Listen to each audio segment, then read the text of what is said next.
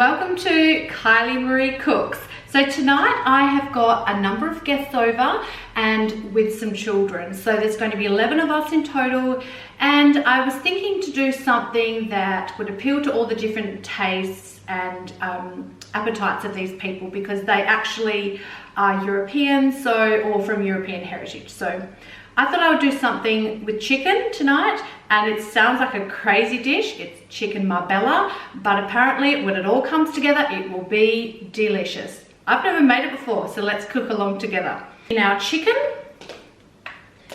and when I'm cooking chicken like this, if I'm going to roast it or pan fry, I would do a couple of slices in that. I don't think I'm going to do that today because there's plenty of room under there for the marinade to get in. Touch the chicken. Even though I'm not afraid of the germs, I still have to wash my hands. All right, so we're going to use some olive oil. A bit of olive oil there. So this marinade, we marinate it for about 6 hours, or you can do it overnight, but we most definitely cook it in the marinade as well. Some red wine vinegar. This red wine vinegar, I'm very fortunate, comes from my father-in-law who makes it. So some people call it wine. You have that homemade wine from people that tastes a little woo-hoo. I prefer the one that tastes a little bit like woo. Anyway, that's just me. So now we're going to use some pitted prunes. You will want to warn your guests that there may still be pips in here, because you don't want to be up for a huge dental bill. So we want to pop all those in there. Who doesn't love prunes? I mean, that's so nutritious and healthy. It's just like a fruit, and they cook down, and if you put it with the right saltiness, they are actually amazing. All right, so there's our prunes. We don't need any more of that. Next, we want some pitted olives. So there's a little bit of juice in there. We don't really want the olive juice. Save that for your martini maybe. There we go. How good are olives? If it was a little bit later in the day, I'd be tempted to maybe pour myself a martini and pop 3 olives in it. But early, although it's 5 o'clock somewhere. That's me. Bit of a favourite song of mine. Maybe in time. Anyway. Alright, there we go. Oh, that's just looking pretty. We want some baby capers, so we'll sprinkle those over. We would like a little bit of the juice of the capers, so if a little bit of that comes through, that is not a problem. So we'll just, yeah.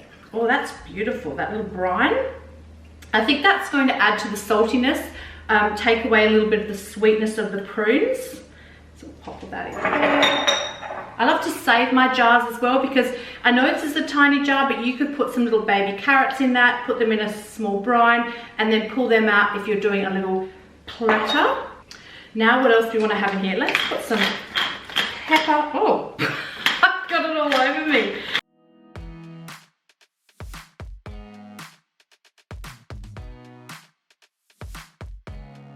We want some bay leaves.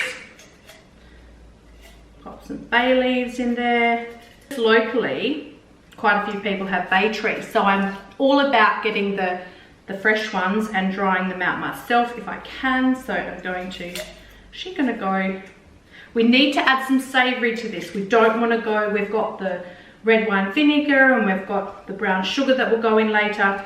So we don't want to have it too sweet. Although I am a bit of a fan of the salty sweet combo, which this dish is going to be. No, we don't want too much of that because it's quite a powerful herb. It's a very savoury herb.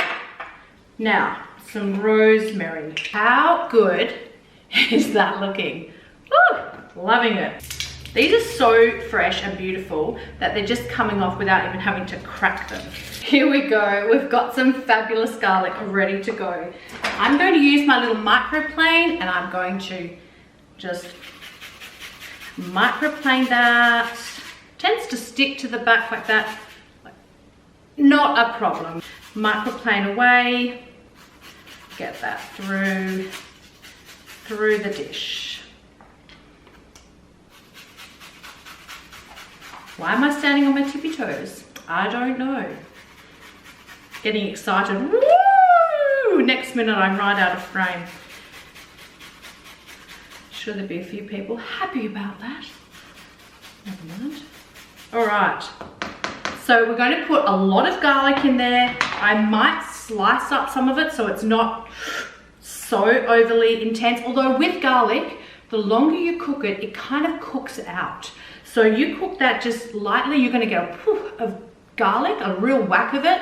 But if you cook that out, it can be just a very mellow, just a little mellow kick, as opposed to the pungent sort of flavor we get from a fresh clove. What else we need? Oh, we need some red wine. No, not red wine. we need dry white wine, but I didn't have any in the house because I am not drinking dry white wine these days. I'm drinking rosé and I'm drinking bubbles. And I don't have any bubbles in the house, so who knew we would be doing this? So we want a cup of this. And so we need a bit more. And we'll put some on him. There you go. That's a cup, isn't it? A cup. Yeah, that's about it. All right, let's get some salt in there. I am crazy for these salt flakes. They are the best in my opinion. But what else I do actually buy this brand, but the other thing I sometimes do is I head to Coles and I buy the sea salt flakes. They're just got the same flaky, delicious, natural, unrefined. And I think you can buy ones that have iodine if that's your jam. You can see all the flavors in there, and then once we turn it over and mix it around, we're going to have a delicious. Voila! I moved the other chicken I had back into my little Tupperware, my trusty Tupperware marinators.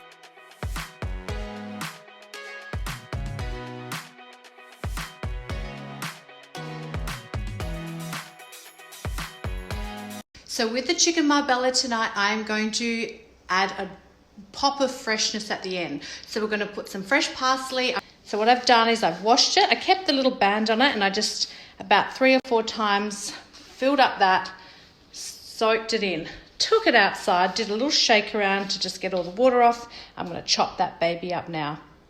I don't want to over chop it, so that's enough. And I'll keep these large pieces just to pop over the top.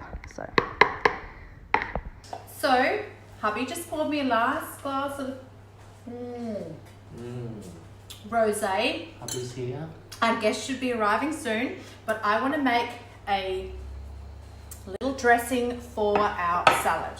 So I bought this gorgeous little, well, you know, I don't know if it's gorgeous, but it's fabulous. We're just going to make a basic vinaigrette because I think that is one of those ones that you just can't go without. If you don't have something like this, one of the best ways to make your vinaigrette is to just hang on to a little jar that you've finished up your jam or your Vegemite, or usually just like a Dijon or just like a mustard type of. So we don't need too much because we don't need to have a lot left over because there's a lot of red wine. So because of the red wine vinegar being in the chicken dish tonight, I'm going to be using a white wine vinegar. So we'll just put a little bit of that in there. You want a little bit more olive oil than you do have the vinegar. And I'm going to use my favorite French mustard. You know what else is great in this? And that is a seeded mustard. Now that is something my mother-in-law, Carmela, shout out to, amazing woman. She usually puts a seeded mustard in her dressing. I am not even putting salt and pepper in that because I am going to salt and pepper the whole dish. That is my dressing. Ooh, I should really be making a cocktail at the same time. That'd be way more fun than shaking salad dressing.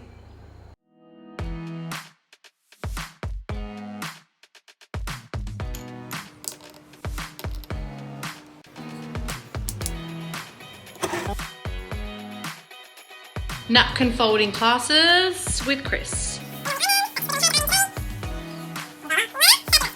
Get some from the drawer to put on the table for our guests.